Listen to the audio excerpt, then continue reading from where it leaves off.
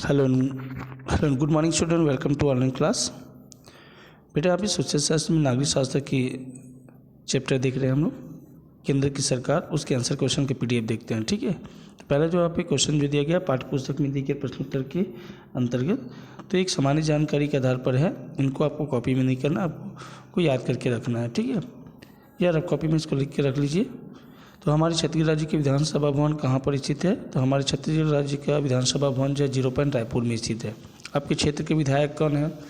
तो आपको अपने विधानसभा क्षेत्र के विधायकों को नाम लिखना है। जैसे डोंगरगांव के विधानसभा क्षेत्र के विधायक जो है श्री दलेश्वर साहू जी है। ठीक है, अगला है, क्या छत्तीसगढ़ सरकार का आदेश भोपाल मध्य प्रदेश में लागू हो सकता है? तो छत्तीसगढ़ सरकार का आदेश जो है भोपाल में लागू नहीं हो सकता। अगला है, आपके आसपास केंद्रीय सरकार के कौन कौन से कार्यालय है, सूची बनाइए। तो हमारे आसपास केंद्रीय सरकार के निम्न कार्यालय है: रक्षा, डाकघर, बैंक, रेलवे सेवा, एयरपोर्ट, हवाई अड्डा आदि। अगला, केंद्र सरकार के कानून बनाने के लिए कि किन लोगों पर लागू होते होंगे? तो केंद्र सरकार के कानून पूरे भारत देश के लोगों पर लागू होंगे। छत्तीसगढ़ में विधानसभा की कितनी सीट है? तो छत्तीसगढ़ में विधानसभा की 90 सीट है। छत्तीसगढ़ में लोकसभा की कितनी सीट है? तो छत्तीसगढ़ में लोकसभा की 11 सीट है।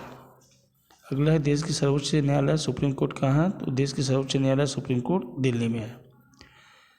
सेना के तीनों अंगों का प्रधान सेनापति कौन होता है? तो सेना के तीनों अंगों का प्रधान सेनापति राष्ट्रपति होता है। ठीक है, ये जनरल नॉलेज के बेस में है, लेकिन अभ्यास जो प्रश्न उत्तर जो है आपकी जो पाठ्य पुस्तक पर है, ये यहाँ से स्टार्ट होती है। इनको आपको अपनी कॉपी में कंप्लीट करना है, और उनमें से कुछ जो क्वेश्चन जो आपको इम्पोर्टेंट लगते हैं उन क्वेश्चन में से भी आप उनको कर लेंगे। लेकिन यहाँ पर जो है अभ्यास के प्रश्न में से आपको करेंगे। आप किस राज्य में रहते हैं? तो हम छत्तीसगढ़ राज्य में रहते हैं। हमारे देश के प्रधानमंत्री कौन है? तो हमारे देश के प्रधानमंत्री श्री नरेंद्र मोदी जी है। क्या तुम्हारे क्षेत्र के संसद सदस्य वहाँ की समस्या को हल करने में मदद करते हैं? यदि हाँ तो कैसे? तो देखिए यहाँ पे इसका जो दिया हुआ है उसके आधार पर कि हमारे क्षेत्र के संसद सदस्य जो है क्षेत्र की समस्याओं को हल करने में मदद करते हैं। बिजली, पानी, यातायात के साधनों आदि सुविधाओं का पूरा ध्यान रखा जाता है। फिर है, केंद्र सरकार किसे कहते हैं? केंद्र सरकार के सभी अंगों के नाम लिखिए। ठीक है, तो उत्तर दिया हुआ है केंद्र सरकार के अंतर्गत कि हमारे देश में राज्य सरकार के अलावा एक और सरकार होती है जो पूरे देश की सभी मामलों, डाकघर, बैंक, रेल सेवा आदि की देखरेख करती है और पूरे देश के लिए कई विषयों का कानून बनाती है। इस सरकार को हम केंद्रीय सरकार कहते हैं। केंद्रीय सरकार की जो निम्नलिखित अंग है, जिसमें लोकसभा, राज्यसभा और कार्यपालिका, न्यायपालिका एवं व्यवस्थापिका के आधार पर कार्य संचालित करता है। अगला क्वेश्चन है, देश की संसद से क्या समझते हैं? तो पूरे देश के लिए कानून बनाने का कार्य जो है लोकसभा एवं राज्यसभा करती है, जिस पर राष्ट्रपति के हस्ताक्षर होना अनिवार्य होता है। राष्ट्रपति तथा इन दोनों सदनों को ही मिलाकर संसद कहते हैं। संसद भवन भारत की राजधानी दिल्ली में स्थित है। फिर नेक्स्ट आपका है, देश के लिए कानून बनाने का कार्य सरकार के किस अंग का है? तो संसद का प्रमुख कार्य जो होती है कानून बनाना होता है, क्योंकि संसद में हमारे द्वारा चुनकर भेजे गए प्रतिनिधि बैठते हैं जो हमारे हितों को ध्यान में रखकर कानून बनाते हैं। तो देश में कानून बनाने का कार्य जो है वो संसद करती है। क्वेश्चन नंबर जो 5 है, राष्ट्रपति की 4 महत्वपूर्ण शक्तियों के बारे में लिखिए। तो राष्ट्रपति की कुछ महत्वपूर्ण शक्तियाँ जो निम्नलिखित है: पहला, राज्य के राज्यपालों, महाधिवक्ता, मुख्य चुनाव आयुक्त, उच्चतम न्यायालय एवं सर्वोच्च न्यायालय के मुख्य न्यायाधीश, संघ लोक सेवा आयोग के अध्यक्ष आदि की नियुक्ति राष्ट्रपति करता है। राष्ट्रपति भारत की सेनाओं के सर्वोच्च सेनापति होता है। तीसरा, राष्ट्रपति दूसरे देशों से युद्ध की घोषणा तथा संधियां और समझौते कर सकता है। चौथा, राष्ट्रपति के पास समाधान करने का भी शक्ति होता है। फिर क्वेश्चन नंबर 6 है, संसद के कार्यों को लिखिए। तो संसद के कार्य है, संसद का प्रमुख जो कार्य कानून बनाना होता है। दूसरा, मंत्रिमंडल के कार्यों की समीक्षा करना और जवाबदेही सुनिश्चित करना, यही संसद के मुख्य कार्य हैं। क्वेश्चन नंबर जो 5 है आपका, देश के लिए कानून बनाने का कार्य संसद को ही क्यों सौंपा गया है? ठीक है, क्या बोला गया, देश के लिए कानून बनाने का कार्य संसद को ही क्यों सौंपा गया है? तो देखिए इसका उत्तर है देश का कानून बनाने का कार्य जो है संसद को इसलिए दिया गया है क्योंकि संसद में हमारे द्वारा चुनकर भेजे गए प्रतिनिधि बैठते हैं जो हमारे हितों को ध्यान में रखकर कानून बनाते हैं। ठीक है। 7वां नंबर क्वेश्चन देखिए, प्रधानमंत्री और मंत्रिपरिषद की नियुक्ति कौन करता है?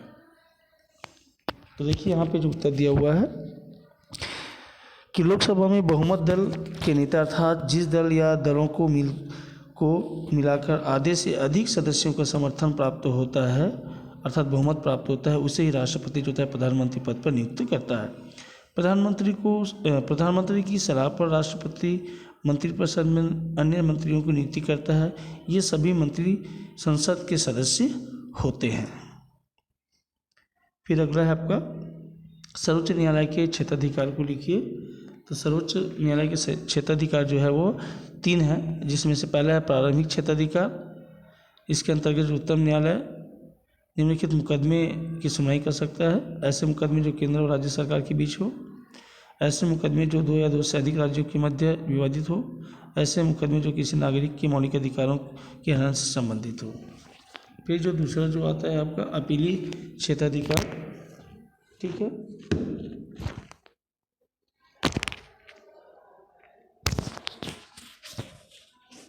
तो इसके अंतर्गत यह न्यायालय संवैधानिक, दीवानी और फौजदारी मामलों में उच्च न्यायालयों के निर्णय के विरुद्ध अपील सुन सकता है। फिर उसके बाद परामर्श क्षेत्राधिकार जो आता है आपका कि इसके अंतर्गत राष्ट्रपति किसी सार्वजनिक महत्व या विधि सम्मत तथ्यों के बारे में सर्वोच्च न्यायालय से परामर्श ले सकते हैं, लेकिन परामर्श को मानने हेतु राष्ट्रपति बाध्य नहीं होता। सर्वोच्च न्यायालय नागरिकों के मूल अधिकारों का संरक्षक भी है। यह संसद द्वारा पारित अधिनियमों का पुनरावलोकन कर सकता है। संविधान के प्रावधानों के विरुद्ध होने पर उसे उन कानूनों को अवैध घोषित भी कर सकता है। तो ये है सर्वोच्च न्यायालय के क्षेत्राधिकार। पहला प्रारंभिक क्षेत्राधिकार, दूसरा अपीली क्षेत्राधिकार और तीसरा जो है आपका परामर्श क्षेत्राधिकार। फिर क्वेश्चन नंबर जो 9 जो है आपका गतिविधि संबंधी, इस क्वेश्चन को आपको नहीं करना है। क्वेश्चन नंबर 10 जो है देखिए 10वां नंबर, अगर मैं प्रधानमंत्री होता तो अपने विचार 5 वाक्य में लिखिए। तो ये भी गतिविधि है, फिर भी इसको आपको अपनी कॉपी में करना है। अगर मैं प्रधानमंत्री होता तो देश के विकास के लिए निम्न कार्य करता या करती। पहला, देश से बेरोजगारी गरीबी दूर करने का प्रयास करता। दूसरा, देश को भ्रष्टाचार मुक्त राष्ट्र बनाता। और तीसरा, सभी ग्रामों में बिजली, पानी, अस्पताल, स्कूल की मूलभूत आवश्यकताओं को पूरा करने का भरपूर प्रयास करता।